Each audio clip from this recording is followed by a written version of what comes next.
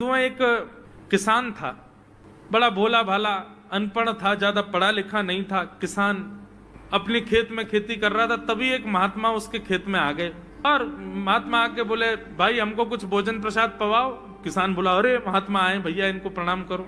किसान ने उनको प्रणाम किया, प्रणाम करके महाराज उनको भोजन प्रसाद पवाया। कहा, महात्मा जी आप आए हैं, मुझे कोई गुरु मंत्र दे जाओ। महात्मा जी ने सुंदर गुरु मंत्र दिया, द्वादशाक्षर मंत्र दिया। बोले ये तो बहुत कठिन है, इतना कठिन नहीं, सरल सा दो। अष्टाक्षर मंत्र दे दिया। बोले ये भी कठिन है, कोई और सरल दे दो। महात्मा बोले कुछ नहीं, तुम इतना कृष्ण चंद्र बोल दिया करो बस। कृष्ण चंद्र बोले हाँ, इसी का नाम यही तुम्हारा गुरु मंत्र है। इतना भोला बेचारा याद करने लगा, उसको याद ही नहीं होवे कृष्ण चंद्र कृष्ण चंद्र कृष्ण चंद्र। अब भूल ना जाऊं इसके लिए बोलता रहता था 24 घंटे, कृष्ण चंद्र कृष्ण चंद्र कृष्ण चंद्र। अपने खेत में हल जोत रहा था, कृष्ण चंद्र बोल रहा था। इतने में उसकी पत्नी आ गई, अरे सुनो तुम्हारे लिए भोजन लाई हूं, जल्दी कर लो। बोले कृष्ण चंद्र कृष्ण चंद्र कृष्ण चंद्र। पत्नी पीछे लग गई, पीछे, भोजन तो कर लो, रोटी तो खा लो, ठंडी हो जाएगी। बोले अरे तू पीछे मत पड़, मैं भूल जाऊंगा, गुरुजी ने मंत्र दिया मुझको। पत्नी बोली, अच्छा एक काम करो, आप भोजन कर आओ, तब तक आपके नाम को मैं रट लेती हूँ, मैं उसको संभाल लूंगी, फिर जैसे आप आओगे फिर आपको सुना दूंगी, आप कर लेना। वो ठीक है। बोले क्या बोलना है? बोले कृष्ण चंद्र। पत्नी बोली ठीक है। अब कृष्ण चंद्र बोलने लगी पत्नी, कभी कहीं जाए कभी कहीं जाए, कुछ करे। वो कृष्ण चंद्र बोलते बोलते घसीटे चंद्र हो गया। लौट करके अपने पति के पास, पति बोल, हाँ वो मैं भोजन कर लिया, जल्दी गुरु मंत्र सुना दे मुझको, क्या था मैं तो भूल गया। बोले घसीटे चंद्र। वो उसी से ही हल जोतने लगा, घसीटे चंद्र घसीटे चंद्र घसीटे चंद्र। आकाश में वैकुंठ में बैठे हुए वैकुंठनाथ भगवान प्रसन्न हो गए और प्रसन्न होकर के बोले, लक्ष्मी जी हम जा रहे हैं। बोले कहाँ? बोले एक किसान का उद्धार करने जा रहे हैं, उसको वैकुंठ लेके आएंगे। लक्ष्मी जी बोली, आपका अशुद्ध नाम बोल रहा है वो, आपका अशुद्ध नाम उच्चारित कर रहा है वो, और आप कह रहे हो कि इसका कल्याण करूंगा मैं। ठाकुर जी बोले, देखो नाम भाव कुभाव अनख आलसहु, नाम जपत मंगल दिश। नाम कैसे भी जपे कोई दोष नहीं है, बस भाव मेरे प्रति होना चाहिए। वो नाम भले ही गलत जप रहा है, लेकिन उसके हृदय में तो मैं ही हूं ना। और एक बात बताऊं लक्ष्मी जी आपको। बोले क्या? बोले ये घसीटे चंद्र अशुद्ध नहीं है, मेरा नाम है ये भी। बोले क्यों? बोले जब हम छोटे थे तो बाल लीला कर रहे थे ब्रज में, यशोदा मैया खूब नहलाती धुलाती और बढ़िया सुंदर श्रृंगार करती, लेकिन हम पूरे नंद भवन में घुटमुन चल चल के कभी नीचे लुढ़क करके कभी ऊपर गिर के सब माला तोड़ लेते, अस्त व्यस्त वस्त्र कर लेते, घुंघराले केशों की ऐसे भुज्जा बना लेते, ऐसा रूप बना लेते। यशोदा मैया बोली, आओ मेरे घसीटे चंद्र, सुबह कृष्ण चंद्र बना के भेजती हूँ, घसीटा चंद्र बन के आता है शाम को। तो बोले तब यशोदा मैया ने हमारा नाम रखो घसीटे चंद्र, तो इसलिए शुद्ध नाम है। तो ठाकुर जी के बहुत सारे नाम हो गए, कनुआ, गोपाल, गोविंद, माधव, कन्हैया। यशोदा जी का प्रिय नाम है कन्हैया। मैया लाल जी को इसी नाम से पुकारती है। ठाकुर जी अब धीरे धीरे 3.5 वर्ष के हो गए, और जैसे ही 3.5 वर्ष के भय महाराज, मानो जैसे उनके शरीर में स्प्रिंग एक्टिवेट हो गई हो। इतना ऊधम मचाते हैं, इतना ऊधम मचाते हैं, पूरी गोकुल की नाक में दम कर रखा ठाकुर जी ने। यशोदा मैया ने लाल जी को नूपुर पहना रखे। सवेरे जैसे ही ठाकुर जी उठते हैं, नूपुरों की आवाज आती है तो यशोदा मैया तुरंत रसोई घर से दौड़ के जाती है लाला के पास। लेकिन ठाकुर जी इतने चतुर हैं, यमुना तट पर जाते हैं और नूपुरों में बालू भर लाते हैं कि कल नूपुर आवाज नहीं करेंगे, सुबह उठ के हम घर से भाग जाएंगे कहीं और, मैया को पता ही ना चलेगी। ऐसा उधम मचा में अब ठाकुर जी वो लीला कर रहे हैं जिस लीला पर देवताओं को भी विश्वास नहीं हो रहा है। ऐसी लीला ठाकुर जी कर रहे हैं कि किसी को भरोसा ही नहीं हो रहा कि जगत नियंता जगदाधार ये कर सकता है। और ठाकुर जी क्या करते हैं? बोले ये मत पूछो क्या करते हैं, यूं कह रहे हैं क्या नहीं करते। जो माता पिता अपने बालकों को बहुत ऊधमी समझते हैं, बहुत बड़ी कृपा है ठाकुर जी की कि आपके घर ठाकुर जी जैसे उद्यमी बालक नहीं है। ऊधमों के सिरमौर हैं ठाकुर जी। कैसा उधम मचाते हैं?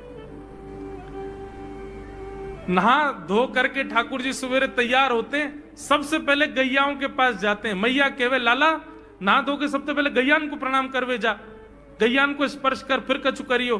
ठाकुर जी गैयाओं को प्रणाम करने जाते हैं। जैसे ही देखते हैं कि कोई गैया बैठी है, सो ठाकुर जी कहें अरे अरे मैया या गैया को आलस आ गयो, या को आलस दूर कर दूं। सो बैठी हुई गैया के ठाकुर जी सींग पकड़ लेते हैं और सींग पकड़ करके अपनी ओर खींचते हैं। दूसरी तरफ से सींग बलराम जी पकड़ लेते हैं। अब ऐसे सींग पकड़ करके ऐसे ऐसे गैया के सींग हिलाते हैं। अब बैठी रहती गैया थोड़ी देर तो कोई बात नहीं, जैसे जोर जोर से हिलाना प्रारंभ करते हैं सोई गैया खड़ी हो जाती है। और जैसे गैया खड़ी होती ठाकुर जी लटक जाते हैं सींगों से। अब ठाकुर जी को तो बढ़िया झूला बन गया, गैया की सींगन पे झूल रहे हैं। थोड़ी देर तो गैया इधर से उधर ठाकुर जी को झुलाती रहती है, लेकिन थोड़ी देर बाद जैसे ही ठाकुर जी की पकड़ कमजोर होती है, गैया को पता चल जाए कि अब लाला गिरवे वार है। सो गैया भी इतनी चतुर कि वो गोबर में ही जाके खड़ी हो गए। ठाकुर जी के आगे को चल, मैं गोबर में है जाऊंगो। गैया के ना अब तो मैं यही खड़ी रहूंगी, तुम गोबर में ही गिरो। और सोई ठाकुर जी को हाथ छूट जा, मैया मैया बचाइयो, देख जे गैया मुंह को गोबर में फेंक रही है। अब मैया जब तक बचावे आवे तब तक तो लाल जी के हाथ छूट जाएं और ठाकुर जी गले गले तक गोबर के ढेर में जाके गिर जाएं। पर यशोदा मैया निकाले, कितनों सजाए लो, कितनों ए लाला तू वैसे ही कारो, ऊपर ते मैं तो को बढ़िया सुंदर बना के रखूं, लेकिन तू घूम फिर के गोबर में ही आके चौं खेले। मोकू तो लगे तू पूर्व जन्म को सूकर दीख है। ठाकुर जी मन मन मुस्कुरा रहे, हाँ मैया जे बरा भगवान को अवतार भयो ना, जाने पृथ्वी की रक्षा करी हिरण्याक्ष थे। मैया बोली हाँ वो मैं ही तो हतो, मैं जय जय हूं मैया, वो बरा भगवान ही जय जय, वही जय जय तेरे यहाँ लाला बन के आयो है। यशोदा मैया के बातन ने मत बनाए कर, नेक नेक बड़ो है क्यों बोलवो सीखो, ऐसी बात बनावे, जय जय बोले अपने आप पे, नावे धोवे है ना है, मोह पहुंचे ना है, मैं जय जय हूं। ऐसी मधुर लीला ठाकुर जी कर रहे हैं। आकाश में 33 कोटि देवता ये लीला देख करके अपने नेत्रों पर विश्वास नहीं कर रहे। ऐसे मधुर ठाकुर जी। एक दिन नंद भवन में गैया ब्याह गई। जैसे ही गैया ब्याई, ठाकुर जी जैसे ही गैया ब्याती है ठाकुर जी वहीं खड़े हो जाते हैं। और बंधुओं शास्त्रों में आज्ञा है कि गाय जब ब्याह रही हो, बछड़े को जन्म दे रही हो या बछिया को जन्म दे रही हो, उस समय गैया जो होती है वो दो मुखी हो जाती है। एक मुख तो सामने है, और जब जन्म देती है तो बछड़ा या बछिया उसका मुख जब बाहर आता है तो दो मुखी हो जाती है। ऐसी दो मुखी गैया की जब आप परिक्रमा करते हो तो पूरे ब्रह्मांड की परिक्रमा का फल प्राप्त होता है। तो ठाकुर जी का नियम है, नंद बाबा की उंगली पकड़ के खड़े रहे, जैसे ही गैया ब्यावे वारी हो तो वाकू सहलाते रहे, जैसे ही गैया ब्यावे वारी हो, जैसे ही बछड़ा बाहर आवे सोई ठाकुर जी वाकी परिक्रमा कर ले, परिक्रमा करके दंडवत प्रणाम करें, वाकू वाकी चरण रज को माथे से लगा में, और बछड़ा जन्म ले सो वाकू नवा में दुआ में, वाकू अपने गरे से लगा में। एक दिन ठाकुर जी जोर जोर से रोने लगे। बछड़ा जैसे ही जन्म लियो बछड़ा ने, ठाकुर जी रोने लगे। नंद बाबा शांत करा में नहीं माने, बलराम जी ने शांत करायो नहीं माने। यशोदा मैया बोले लाला का भयो, तू रो क्यों रोए? बोले मैया मेरे संग बहुत बुरा भयो। यशोदा मैया बोली कहा भयो? बोले गैया के बछड़ा ने जन्म लियो। मैया बोली तो वाह बछड़ा को मैंने मुंह खोल को देखो, वाह के सबरे दांत निकल आए। मेरे जन्म को 3 साल है गए, अभी तक 4 ही दांत निकले मैया, वो टूट जाए, रो रहे हैं अपने दांतन को, मेरे दांत चौना निकल रहे सबरे। बाप बछड़ा के जन्म लेते सबरे दांत आ गए, मेरे दांत चौने ही आ रहे हैं। यशोदा मैया ऐसी मधुर बात सुनकर के झूठी झूठी कहती, मैया कहती लाला तू दूध ना पीवे ना, पूरे दिन मक्खन खावे, मक्खन चीकनो होवे, दांत निकले चिकनो है कि सुई पेट में चलो जाए, तो दूध पिए कर। चोटी पकड़ के रोते मैया मेरी चोटी चौना भर रही।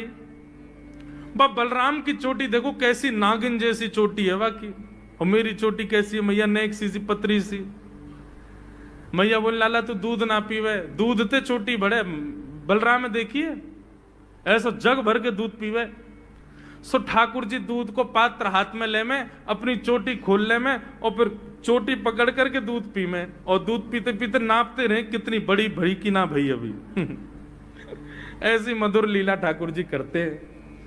ऐसी लीलाएं हैं ठाकुर जी की कि उन लीलाओं को सुनकर के जो ज्ञान के मार्ग को नहीं समझ पाते, जो वैराग्य के मार्ग को नहीं समझ पाते, जो ज्ञान और वैराग्य से ठाकुर जी को प्राप्त नहीं कर पाते, वो इन लीलाओं से ठाकुर जी के हो ही जाएंगे। ऐसी लीला है। नंद भवन से सुबह सुबह निकल जाते हैं और राह चलता कोई भी हो अपरिचित, यदि वो साधु है, यदि वो कोई वैष्णव है, यदि वो कोई भजनानंदी है, तो ठाकुर जी उसके पास चले जाते हैं और पास जाके पता क्या बोलते हैं, अरे तुम यहां डोल रहे हो? बोलो भैया कौन हो तुम? अरे जी सब बाद में पूछियो, हम तो यूं कह रहे तुम यहां घूम रहे हो, नंद बाबा तुम्हारी मां बात देख रहे हैं, नंद बाबा तुम्हारा इंतजार कर रहे हैं। किसी से भी? बोले काय को कर रहे हैं भैया इंतजार? अरे आपके काजे यशोदा मैया ने 56 भोग बनाए हैं, और यशोदा मैया तो थाली सजा के बैठी है, आप घर जाओगे तब आपको प्रेम से प्रसाद पवाएंगे, फिर दक्षिणाओं देंगे। अरे जल्दी करो, देरी मत करो, जल्दी नंद भवन पहुंच जाओ। रोज 150 से 200 अपरिचित वैष्णव संत साधु नंद भवन आते हैं और सब आकर के कहते हैं यशोदा मैया आप हमारी प्रतीक्षा कर रही थी, लाओ प्रसाद पवाओ। यशोदा मैया बोली मैं, कौन ने कही आपसे? बोले आपको लाला बोल रहा हूं कि यशोदा मैया तो ये कह रही। यशोदा मैया जैसे तैसे पवा देती, दक्षिणा देती, रात में लाला से कहती चौरे लाला तू सबंते यूं क्यों कह दे मैं प्रतीक्षा कर रही? मैया एक तो मैं अपने घर में सब तीर्थन को भेज दूं, ये संत महात्मा चलते फिरते तीर्थ है मैया, इनको जितना ऐसा कि अपने घर बुलाना चाहिए, इनको प्रसाद पवाना चाहिए, या हमारे गोकुल में आवे वाले सब संतन को खोज खोज के मैं तो तेरे पास भेजूं, ताकि तू ने रसोई घर में लगेगी, भोजन प्रसादी बनावेगी और बढ़िया संतन को पवावेगी, तो तेरे घर में सबरे तीर्थ आ जाएंगे मैया। ऐसा प्रेम। एक दिन ठाकुर जी के अब मित्र बन गए। कौन है मित्र? मधुमंगल, श्रीदामा, तन सुखा, मन सुखा, धन सुखा, सुबल, ये ठाकुर जी के मित्र हैं। एक दिन ठाकुर जी अपने सब मित्रन के संग बैठे, और मित्रों के संग बैठे हुए ठाकुर जी बोले भैया कल से हम लोग सब यज्ञ करेंगे। मधुमंगल श्रीदामा बोले क्यों लाला यज्ञ क्यों करेंगे? अरे नंद बाबा रोज अग्निहोत्र करें, मैंने उनसे पूछी अग्निहोत्र करवे ते कहा हुए, तो नंद बाबा बोले अग्निहोत्र करवे ते मन चाही वस्तु प्राप्त हो जाए, अग्निदेव प्रदान करें। ठाकुर जी के सब सखा बोले लाला तू काहे को करेगो अग्निहोत्र? बोले अग्निहोत्र करेंगे, अग्निदेव को प्रसन्न करके कहेंगे हमारी सुंदर सी बहू आ जाए, बस हमारा ब्याह हो जाए। अग्निदेव की प्रतीक्षा कर, अग्निदेव को प्रतिष्ठान करेंगे। सब श्रीदामा मधुमंगल 3.5 वर्ष के ठाकुर जी, सोचो 3.5 वर्ष के ठाकुर जी, सखा कितने बड़े बड़े होंगे। नेक्से से सबरे सखा बैठ गए, सूखे पत्ता इकट्ठे करके अग्नि प्रज्वलित कर ली, सूखे पत्तान को चूरो बना के आपस में बांट लियो। ठाकुर जी आचार्य बन के बैठ गए और बोले सुनो मैं मंत्र बोलूंगा और जैसे ही कहूं स्वाहा सबरे डालियो, और नेक भी यदि तुमने चूक करी ना, नेक भी मैंने स्वाहा बोली और तुमने नहीं डालो तो फिर मोते मत कहियो, यदि तुम्हारी पत्नी काणी आ जाए, एक हाथे लूली आ जाए, लंगड़ी आ जाए, तो समय पर स्वाहा करना पड़ेगा। सब ग्वाल बाल बोले जो कहेगो लाला सो करेंगे, तू करवा। ठाकुर जी ओम नम नम स्वाहा, सब एक संग डालते हैं। हे श्रीदामा तू देरी ते डाले, देख लियो लंगड़ी आ जाएगी तेरी बहू, अग्निदेव को प्रसन्न करो। इस प्रकार ठाकुर जी सब ग्वाल बालों के संग खेलते हैं। ग्वाल बाल बोले लाला यज्ञ तो है गयो, अब ब्राह्मणन को भोजन के काजे बुलाओ, यज्ञ के बाद ब्राह्मण भोज होना चाहिए। सोई ठाकुर जी अपने सब ग्वाल बालों की उंगली पकड़ करके पूरे गोकुल में जाते हैं, ब्राह्मणों के घर जाकर के कहते हैं आज नंद भवन में बढ़िया उत्सव भयो है, बढ़िया यज्ञ भयो है, भोजन के काजे शाम को आपको परिवार सहित आनो है। सबन को निमंत्रण दिया मैं। अब महाराज नंद भवन से जब निमंत्रण आता है तो ब्राह्मण लोग ब्राह्मणी से कहते हैं कि आज चूल्हा मत जलाना। क्यों? अरे नंद भवन में भोजन की सूचना मिलती है तो 3 दिन से भूखे रहते हैं ब्राह्मण। क्यों? इतना खवाएंगे नंद बाबा, इतना खवाएंगी यशोदा मैया कि पेट भर जाएगा, 2 दिन तक भूख भी ना लगेगी, इतना भोजन करना पड़े। ए ब्राह्मणी चूल्हा मत जलाई, और सुन नमक को पानी और दे दे। नमक को पानी पी पी करके भूख बढ़ाते हैं अपनी। बोले शाम को जाएंगे और बढ़िया चकाचक महाराज 56 भोग पाएंगे। शाम का समय हुआ, सैकड़ों हजारों ब्राह्मण आकर के नंद भवन के बाहर खड़े हो गए। यशोदा मैया ने अटारी से जैसे देखा इतने सारे ब्राह्मण, यशोदा मैया उतर करके आई, बोली आओ भगवान पधारो, सबन को जय श्री कृष्ण, सबन को प्रणाम। जे बताओ आज मेरे द्वार पर आप सबन को एक साथ आने को कारण कहा है? किसी को निमंत्रण देकर के और फिर पूछो कारण क्या है, बड़ा अजीब लगता है। किसी को आपने बुलाया भोजन पे, वो बेचारा आ गया, फिर आपको बताओ भैया कैसे आए, कितना अजीब लगे। ब्राह्मण बोले मैया तुम हमसे पूछ रही हो या बात है? अरे सवेरे तो भूखे प्यासे बैठे हैं, जल्दी भोजन पवाओ। आपके यहां यज्ञ भयो, यज्ञ की पूर्ण आहुति की प्रसादी पावे आए हैं, और काई क्यों आए हैं? यशोदा मैया बोली कौन सा यज्ञ, कब भयो यज्ञ, कौन सी पूर्ण आहुति? ऐसा कछु ना भयो हमारे यहां, आप लोगन को कोई गलत जानकारी मिली है, कौन ने कही आपते? ब्राह्मणों के नेत्रों में आंसू आ गए। बोले मैया एक तो हम सवेरे से भूखे, ऊपर से ब्राह्मणी से मना और करे आए कि तू चूल्हा मत जलाइयो। ब्राह्मणी भी बात निहार रही है कि डिब्बा में लेके आएंगे हमारे काजी भी भोजन। खाली हाथ गए तो ब्राह्मणी डांटेगी अलग। मैया तेरो लाला सवेरे सवेरे आयो और सब ग्वाल बालन के संग आके हमसे कह के गयो यज्ञ भयो, यज्ञ की पूर्ण आहुति में भोजन करवे सबन को आनो है, हम तो यही मारे चले आए। यशोदा मैया बोली या लाला ते कैसे बचूं मैं, पूरे दिना कम से कम 2-2.5 हजार लोगन को निमंत्रण ऐसे ही देते रहे। यशोदा मैया बोली आपकी व्यवस्था करूं, लेकिन पहले या लाला को तो देखूं मैं, है कहां ये? नंद भवन के पीछे बगीचा में ठाकुर जी अपने सब ग्वाल बालन के संग खेल रहे। यशोदा मैया गई, जाकर के बुलाए, ए लाला, ओ कन्हैया यहाँ पे आ। ठाकुर जी ने जैसी देखी यशोदा मैया बुला रही है, लेकिन यशोदा मैया के संग जे कौन खड़े हैं? ए श्रीदामा मधुमंगल। बोले हाँ ये तो सांची में आ गए सबरे ब्राह्मण, हम तो ऐसे खेल खेल में निमंत्रण दे के आए इनको। मैया बहुत मारेगी, भैया मैं अकेलो नहीं जाऊंगा, तुम भी चलो मेरे संग, यदि मुंह में एक थप्पड़ पड़ो तो तुम मुंह पड़वाऊंगा। मैया बहुत मारेगी आज। और मधुमंगल श्रीदामा जबरदस्ती उनको हाथ पकड़ के ठाकुर जी ले गए। हाँ मैया बता, कहा कह रही?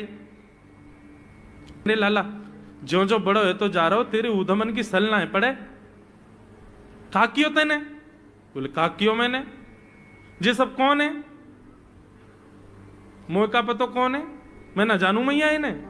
बोले जे सब रे ब्राह्मण है हमारे गोकुल के, और सब यूं कह रहे हैं तेने इनके घर जाके इनको सबन को निमंत्रण दियो, यूं कहीं हमारे यहाँ यज्ञ भयो आकर के आप सबन को भोजन पानो है। मैया तेरी सौगंध खा के कह रहा हूं, मुझको तो जेव ना पता इनको घर कौन सी गली में, झूठ बोल रहे हैं सब रे, मैंने निमंत्रण ना दियो। ब्राह्मण सब बोले मैया देखो कैसो सफेद झूठ बोल रहे हैं आपके आगे। मैया बोली सच बता तेने निमंत्रण क्यों दियो? तब ठाकुर जी बोले मैया बताऊं? बोले बता।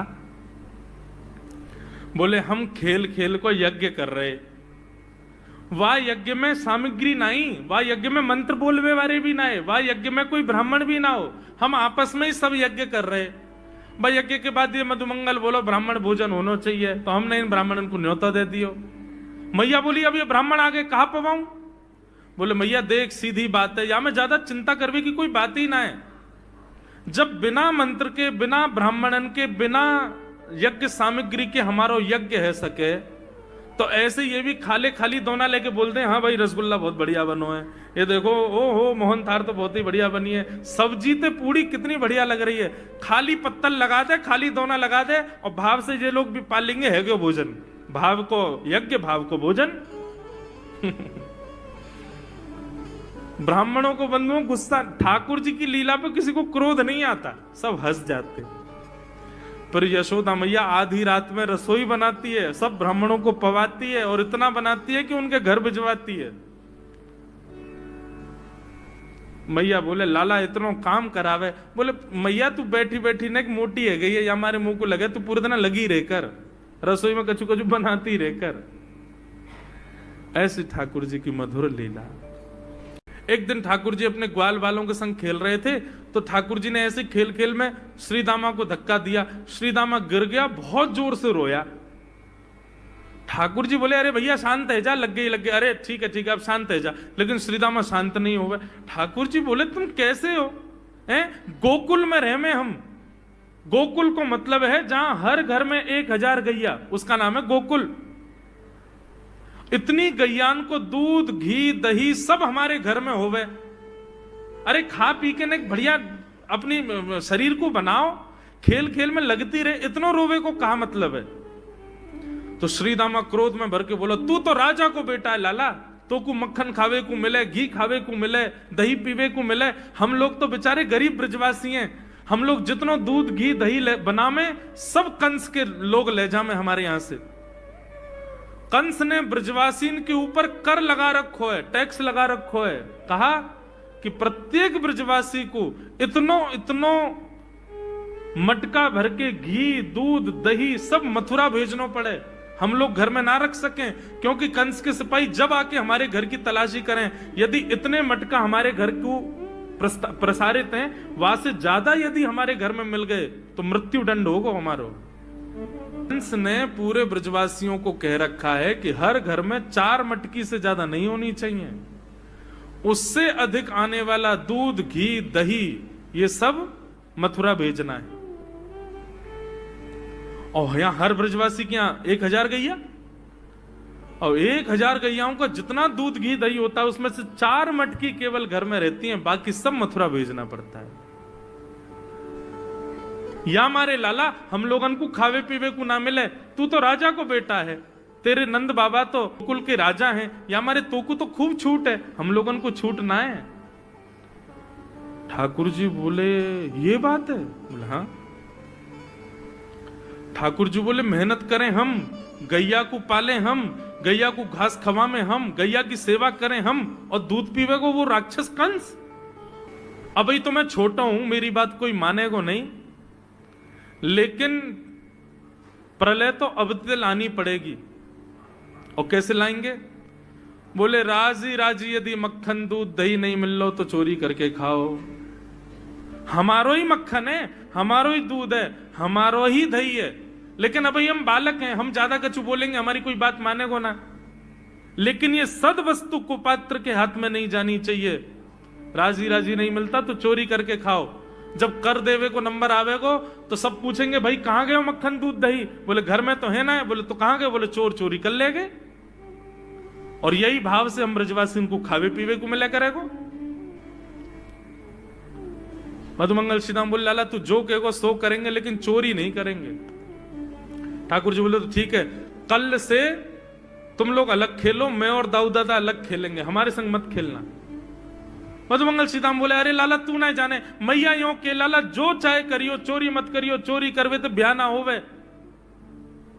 ठाकुर जी बोले ब्याह की पड़ रही है तो है ब्याह ना होवे, ऐसो पत्र पूछ रहा सो है गयो, पत्रो दुबरो सो तू सीख जैसो है गयो, तो कौन ब्याह करेगा ऐसे? अरे ब्याह करना तो ने खाया ने पी ने बढ़िया गाल तेरे बढ़िया होंगे, शरीर ने बढ़िया होगा तभी तो ब्याह होएगा। अब भैया हमारी बात सुन लो, जितने अच्छे काम करने सब आज कर लो, कल से चोरी करेंगे, पूरे ब्रजमंडल में आतंक मचाएंगे, हमारो ही दूध घी दही है और हम ही चोरी करके खाएंगे। ठाकुर जी ने चोरी क्यों की? क्योंकि सारा गौरस बेवजह मथुरा भेजा जाता था, और मथुरा से कंस पूरे भारत में वितरित करके खूब धन कमाता था। इस वजह से ब्रजवासी प्रताड़ित होते थे, क्योंकि गैया के लालन पालन में जितना खर्चा होगा सब करो ब्रजवासी। 4 मटके मिलते थे, 4 में से 3 को तो बेच देते थे, 1 में पूरा घर चलता था। यह हालत थी ब्रज की। इसलिए ठाकुर जी ने कहा कि भैया राजी राजी नहीं तो गैर राजी, हम जितने बाकी की मटकी मथुरा भेजे वाली उनको सबन को तोड़ फोड़ करेंगे, उनमें से मक्खन निकाल निकाल के खाएंगे, एक दूसरे को खवाएंगे और सब यहीं रहेगो, मथुरा नहीं जाएगो कछु भी। इसलिए ठाकुर जी ने चोरी की। सबसे पहले प्रैक्टिस अपने घर में ही कर लें कैसे करनी है चोरी। सो अगले दिन ठाकुर जी सवेरे उठे और देखने लगे यशोदा मैया देख तो नहीं रही, और ठाकुर जी चुपचाप गए महाराज जहां पर सारे मक्खन दूध दही रखे, वहां पहुंच गए गौरस भंडार में। और गौरस भंडार में एक मटकी के ऊपर से ढक्कन हटाए करके जैसे ही ठाकुर जी ने हाथ बोर के पानो प्रारंभ किया, सामने एक खंबा था, उसमें मणि लग रही थी। आज पहली बार 3.5 वर्ष की आयु में ठाकुर जी ने अपना प्रतिबिंब देखा। ठाकुर जी ने जैसे ही प्रतिबिंब में अपने रूप को देखा, अपने रूप को देख करके ठाकुर जी बोले, हो तू भी आयो यहां चोरी करवे? अपने आप से ही बात कर रहे हैं ठाकुर जी। अरे मैंने कही तो हती अपने अपने घर में चोरी करनी है, तू दारी के मेरे घर में आगो चोरी करवे? ठाकुर जी अपने प्रतिबिंब से बात कर रहे हैं। अब गौरस भंडार में ठाकुर जी की आवाज गूंज रही थी और वो गूंजते हुए रसोई घर में जा रही थी। रसोई में मैया ने सुनी, बोले ये लाला कहां ते बोल लो है? उठ गयो कन्हैया? मुझको पतो भी ना चली, नूपुरन की आवाज ना आई। मैया दौड़ करके गई तो देखा ढूंढते ढूंढते गौरस भंडार में ठाकुर जी अपने प्रतिबिंब से बात कर रहे हैं। कितनी सुंदर झांकी है ठाकुर जी की। ठाकुर जी मक्खन पा रहे हैं। बोले अच्छा अब आ तो गयो है यहां पे, लेकिन सुन चुपचाप चोरी करके भाग जाइयो, मेरी मैया बहुत मारेगी तो को। बाकू यदि पतो चल गई तू चोरी कर रहा है तो को उखलते मान देगी, मेरी मैया बहुत मारेगी। चुपचाप चोरी कर और निकल ले यहां से। ठाकुर जी चोरी की बात कर रहे थे, यशोदा मैया ने पीछे से सुनी, लाला ओ कन्हैया। ठाकुर जी घबरा गए, मैया कैसे आ गई? हाँ मैया, कौन से बात कर रहे हो तू? अरे मैया देख हमारे घर में चोर घुसायो है। अपने प्रतिबिंब को दिखा करके ठाकुर जी कह रहे हैं, देख मैया हमारे घर में चोर घुसायो, जे चोरी कर रहे हो हमारे यहाँ के मक्खन की, तो मैं यहाँ को पकड़वे आयो हूं। नन्हे से गोपाल जी, बहुत मधुर लीला। मैया हंस भी रही है और क्रोध भी कर रही। बोले अच्छा जो चोरी कर रहे हो? बोले हाँ। चल याकू तो मैं पकड़ लूंगी, लेकिन जे बता तेरे हाथ में मक्खन कैसे लगो? तू तो याकू पकड़ भी आयो ना। अब मैया याकी मैं कहा बताऊं, तेने मेरे हाथ में पद्मराग के ऐसे ऐसे बढ़िया कंगन पहना रखे हैं, कड़ूला पहना रखे हैं सोने के। जब मैं धूप में निकलूं ना तो धूप की किरण से मुंह को बहुत जलन है जाए हाथ में। तो कल मेरे सखा मधुमंगल ने मुझसे कही, बोले लाला जे जलन तेरी दूर रह जाएगी, तू मक्खन में हाथ बोर लियो अपनो, सो तेरी जलन दूर रह जाएगी। या हमारे मैया जलन हटावे के काजे मैंने हाथ बोरो है। मैया बोली अच्छा चल लाला, यहां तो तेरे जलन है रही और यहां मक्खन कैसे लगो? ठाकुर जी बोले मैया मैं अपनी जलन दूर कर रहा हूं। इतने में जन कहां तक मक्खी आके मेरे मुंह पे बैठ गई। बाकू उड़ावे के काजे मैंने जैसे मुंह पे हाथ किया सो मक्खन मेरे मुंह पे लग गो। मैया बोली लाला तू चोरी भी करन लगो और अब झूठ भी बोलन लगो मुझसे। ठाकुर जी ने ग्वाल बालों से कहा भैया मिशन फेल हो गया, घर में तो चोरी नहीं कर पाए हम, अब दूसरे इनके घर में दावे बोलो। एक दिन महाराज ठाकुर जी का जब आतंक खूब बढ़ गया गोकुल में, सब गोपियों ने जाकर के मैया से शिकायत करी। बोले मैया अपने लाला को संभाल लियो, नहीं तो काउदना हम देख लेंगी और फिर हमसे मत कहियो कि तेने मेरे लाला से यूं क्यों कही। मैया बोली कहा क्यों मेरे लाला ने? गोपी बोली ये बस सुन लो और यूं बताइयो कहा ना करे तुम्हारो लाला। देख वे मैं 3.5 बरस को है, बाकी पेट में इतनी बड़ी बड़ी दाढ़ी है, बाकी मतलब बलवान है कि सब जानकारी है या कुछ छोटो बालक मत समझियो। गोपियों ने जाकर के अपनी अपनी दुख दर्द सुनाए मैया को। मैया बोली अरे भैया मेरे लाला को मक्खन की कोई कमी थोड़ी है, मेरे लाला को दूध की कोई कमी थोड़ी है। मेरो लाला चाहे तो मक्खन से नहावे, दूध में नहावे, इतना मक्खन दूध दही मेरे घर पे, तुम्हारे यहां क्यों चोरी करेगो? अरे कई बार बालकन को अपने घर को भोजन बढ़िया ना लगे, दूसरे के घरन को बढ़िया लगे, अगर वह ने तुम्हारे यहाँ की नेकाद मक्खन खा लियो तो वह में इतना रो क्यों रही हो? मैया आपको अपनो लाला बहुत सीधो लगे ना, हम बताएं कहा करे तुम्हारो लाला स्वयं खावे, हमको कोई दिक्कत नहीं, लेकिन या की एक पूरी मंडली है और पूरी रजिस्टर्ड मंडली है, बाल गोपाल चौर प्रचार प्रसार मंडल, ये घर घर जाके चोरी करते हैं। और मैया तुम्हें कहा बताऊं, जैसे ही कोई गोपी के नयो बालक होवे ना तो तुम्हारो लाला पूरे मंडल के साथ आवे और वह लाला के सिर पे हाथ धर के, छोटे से बालक के सिर पे हाथ धर के बस 1 वर्ष की प्रतीक्षा, फिर तुम भी हमारी मंडली में आ जाओगे। पूरे गोकुल में भय है तुम्हारे लाला को, स्वयं खावे, ग्वाल बालन को खवावे। मैया यहां तक भी बात समझ में आवे, ग्वाल बालन को खवावे, यो नहीं कि नेकाद मक्खन बच जाए तो रहम करके हमारे काज छोड़ जाए, वाकू बंदरन को खवा दे। यशोदा मैया आश्चर्यचकित होकर सुन रही है, बोले ये नेक्सो लाला ये करे? बोले हाँ मैया। भी बोली मैया अगर चोरी करे तो दिक्कत, और यदि किसी कारण से हमने लाला को रोक दियो, चोरी नहीं कर पाए हमारे घर, तो हमारे रोने क्यों? बोले चूल्हा में ते कोयला लेके आवे और वह घर के बाहर हवा बना जाए, और यूं के अब जब तक या घर से मक्खन नहीं मिलेगा या के घर के लोग भूखे रहेंगे, और इन लोगों को भोजन छुड़वाने की जिम्मेवारी हमारी। बोले कहा करे फिर? बोले मैया भोजन बनना होगा, चूल्हे पे भोजन रखो रे, तो ग्वाल बाल सब ताकते रहे कब भोजन बनने को समय आवेगो। जैसे ही कछु और काम करवे के काजे गोपी न कुट के जावे तो कहो तो बाकी कढ़ैया में खूब सारो पानी डाल जाएंगे, सब्जी ना बन पावेगी, आटे में नमक फेंक जाएंगे। ये बात जैसे ही यशोदा मैया ने सुनी, बोले नहीं नहीं नहीं नहीं, झूठ बोल रही हो, मेरो लाला ऐसा ना कर सके।